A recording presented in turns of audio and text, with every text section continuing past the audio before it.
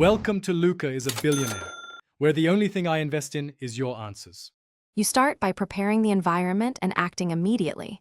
Install Gg Cpm and confirm Node 14 Plus and Python 3.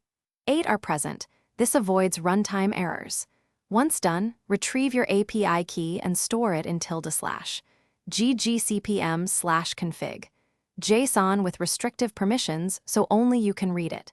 Then, open a terminal, change into the project directory, and run GGCPM in it to generate a baseline config. This creates the files you'll modify next and verifies connectivity. You now configure behavior and kick off execution while checking for issues. Open config. JSON and set campaign ID, bid strategy, and numeric budget values. Using digits avoids parsing mistakes. Next, run GGCPM validate to detect syntax or schema errors so you don't waste cycles. Once validation passes, run GGCPM start env production to begin processing. Make sure to tail stdout and the log files in /var/log/GGCPM so you can spot warnings early and respond quickly. You finish by validating outcomes and knowing how to recover if things go wrong.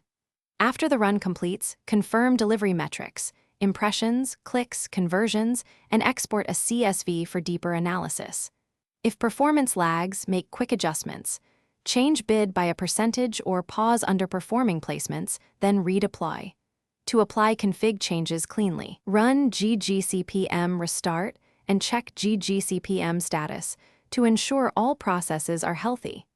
If a task stalls, inspect the last 100 lines of logs to find the error. Thanks for watching and please subscribe. It's the best investment you'll ever make.